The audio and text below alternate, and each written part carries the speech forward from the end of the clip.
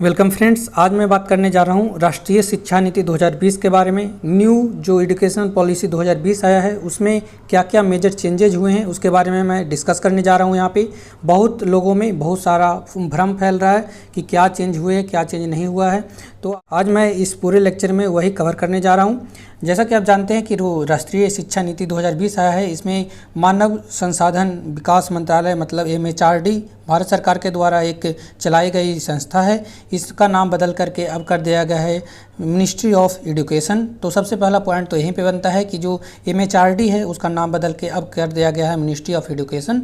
जब हम बात करने जा रहे हैं तो आज का जो मेरा टॉपिक है वो है कि जो अभी एजुकेशन पॉलिसी है, जो प्रणाली आया है वो जो हमारे पास अभी पहले से चलते आ रहा था वो था 10+2 का जो प्रणाली था, पॉलिसी था, जिसको कि अभी बदल करके 5+3+3+4 प्रारूप को किया गया है। मतलब इसको कन्वर्ट कर दिया गया है, 10+2 को कन्वर्ट करके 5+3+3+4 प्रारूप को अप्लाई किया गया है।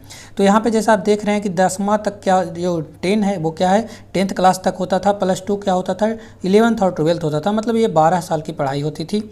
ठीक है, तो यहाँ पे जब हम ऐड करते हैं तो क्या होता है 5 3 8, 8 3 11 और 4 15, तो क्या अब 12 साल की पढ़ाई 15 साल में होगी है। क्या है ये पूरा प्रारूप उसको मैं पूरे वीडियो में समझाऊंगा, तो समझने के लिए पूरे वीडियो को आप देखते रहिएगा। अभी तक का जो एकेडमिक ढांचा था हमारे पास वो क्या था, पहले था प्री स्कूलिंग, उसके बाद हम लोग 10th तक की पढ़ाई करते थे स्कूल में, उसके बाद 2 साल की पढ़ाई करते थे 11th और 12th। एकदम सिंपल सा ढांचा था 10+2 का।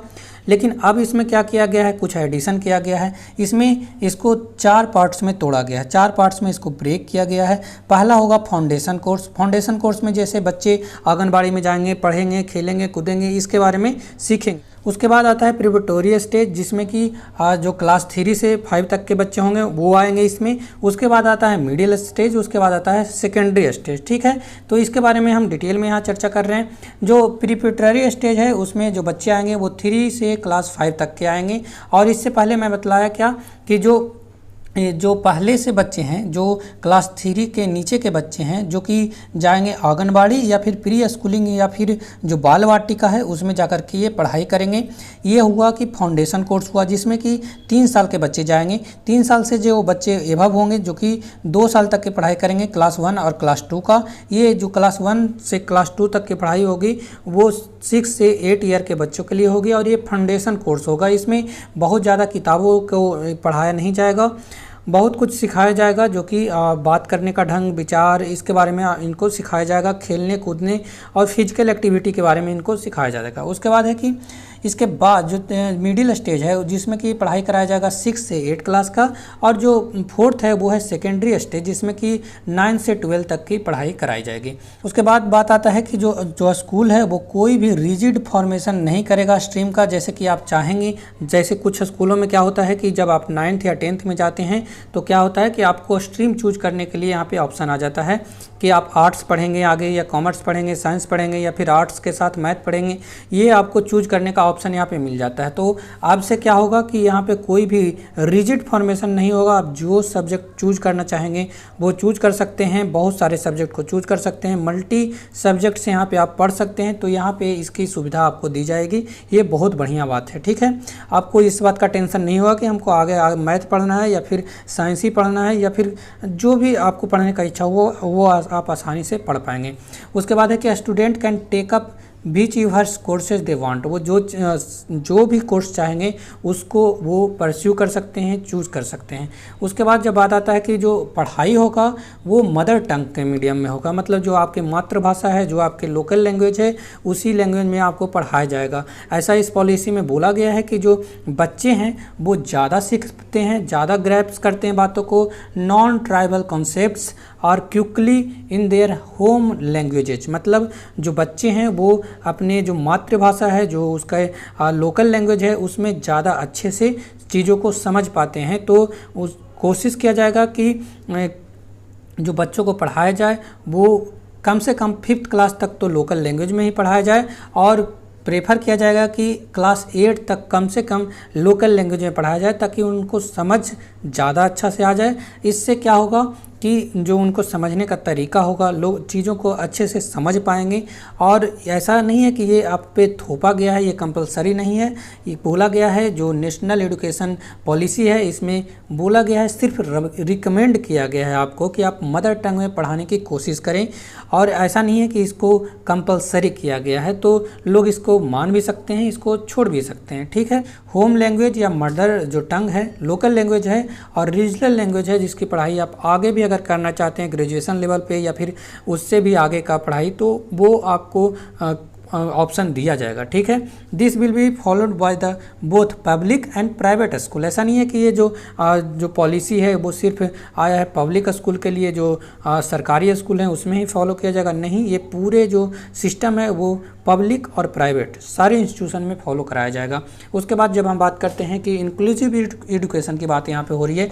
इंक्लूसिव एजुकेशन मतलब कि जो बच्चे जो कि अफोर्ड नहीं कर पाते हैं पढ़ाई, आप जानते हैं कि जो हमारे यहाँ 8 क्लास तक की पढ़ाई फ्री में कराया जाता है, यहाँ तक कि कोई खर्च नहीं दिया जाता है। उसके बाद जो बच्चे अफोर्ड नहीं कर पा रहे हैं पढ़ाई, उनको क्या दिया जाएगा, स्कॉलरशिप दिया जाएगा। जो SC ST या OBC के बच्चे हैं जो कि एक रूप से पिछड़े हुए हैं, जो कि अफोर्ड नहीं कर सकते हैं, उसको नेशनल स्कॉलरशिप पोर्टल के थ्रू क्या किया जाएगा, उनको स्कॉलरशिप दिया जाएगा। नेशनल स्कॉलरशिप जो पोर्टल है उसको और भी एक्सपेंड किया जाएगा, फास्टर किया जाएगा, फास्ट ट्रैक किया जाएगा, ताकि उन लोगों को आइडेंटिफाई किया जाए और उनको स्कॉलरशिप का जो सुविधा है उसको प्रोवाइड कराया जाए। उसके बाद जब बात करते हैं जो प्राइवेट HEI है, प्राइवेट हायर एजुकेशन जो इंस्टीट्यूशंस हैं, को इनकरेज किया जाएगा कि वो लार्ज नंबर ऑफ फ्रीशिप और स्कॉलरशिप पे बच्चों को पढ़ाएं, बच्चों को फ्री में पढ़ाएं और कुछ स्कॉलरशिप पे पढ़ाएं। प्राइवेट जो हायर एजुकेशन इंस्टीट्यूशन हैं उनको ऐसा इनकरेजमेंट दिया जाएगा। उसके बाद है कि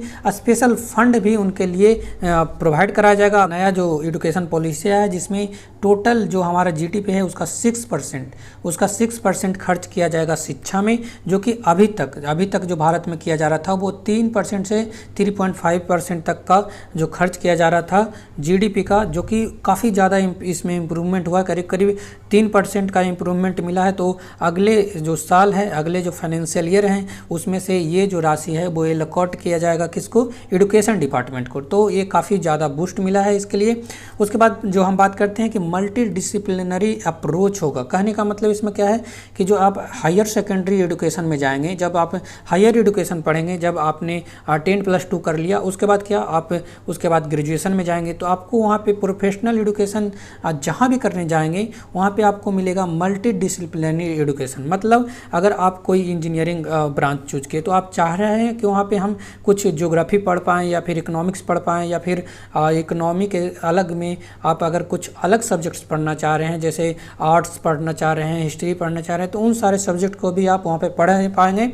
ये बहुत बढ़िया पॉलिसी एजुकेशन डिपार्टमेंट के थ्रू, न्यू एजुकेशन पॉलिसी के थ्रू लाया गया है। तो इसमें क्या किया जाएगा कि एक तरह से फ्लेक्सिबिलिटी होगा लर्निंग का, कि जो बच्चा जो सब्जेक्ट पढ़ना चाहे वो उसको ऑफ़र किया जाएगा कि आप सिंगल स्ट्रीम के थ्रू ना पढ़ के, जैसे कि कोई अगर कॉलेज है आज के समय में तो वो इंजीनियरिंग कॉलेज होता है या फिर मेडिकल कॉलेज होता है, टीचर कॉलेज होता है, टीचिंग का जो कॉलेज होता है, ऐसा नहीं हो करके क्या होगा, एक ही कॉलेज में सारा कुछ आपको मिलेगा, एक ही यूनिवर्सिटी में आप मल्टी डिसिप्लिनरी कोर्सेस कर पाएँ। 2030 तक ये एम रखा गया है कि जो एक multidisciplinary large higher education institution आपके डिस्ट्रिक्ट में ही खोले जाएंगे, ताकि आप आसानी से इस सब्जेक्ट को चूज कर पाएँ, इसका लाभ उठा पाएँ, ठीक है। उसके बाद बात करते हैं कि जो UGC था, AICTC था और NCTE था, इसको मर्ज कर दिया गया है, इसको डिजॉल्व कर दिया गया है। किसमें,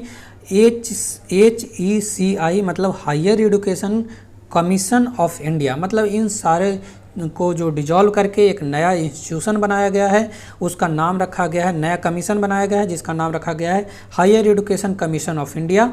और जो इन सारे का जो काम था वो अब से देखेगा higher education commission of India, ठीक है। ये जो सेटअप किया गया है वो सारे को डिजॉल्व करके किया गया है। एक तरह से ये अम्ब्रेला बॉडी होगा जिसके अंदर इन सारे जो बॉडीज हैं UGC, AICTC और NCTE ये सारे वर्क करेंगे। इससे बाहर रखा गया है किन चीज़ों को, मेडिकल की जो पढ़ाई होती है इनके जो इंस्टीट्यूशंस हैं, इनके जो रेगुलेटिंग बॉडीज है उसको अलग रखा गया है। उसके बाद जो लीगल एजुकेशन होते हैं, जो लॉ की पढ़ाई होती है उनके इंस्टीट्यूशन को, उनके जो कंट्रोलिंग बॉडी है उनके कमीशन को अलग रखते हैं हम। Exist option in degree courses, क्या होता है आज के समय में कि कोई आदमी अगर इंजीनियरिंग करने जाता है या फिर कोई बच्चा है वो कोई ग्रेजुएशन का कोर्स कर रहा है, कोई भी कोर्स कर रहा है, तो क्या होता है कि इसी परिस्थिति में वो फर्स्ट ईयर में या सेकंड ईयर या थर्ड ईयर में जा कर के वो छोड़ देता है, क्योंकि कोई भी परिस्थिति हो सकती है, वो फाइनेंशियल प्रॉब्लम हो सकता है या फिर फैमिली प्रॉब्लम हो सकता है या फिर कोई और प्रॉब्लम हो सकता है। तो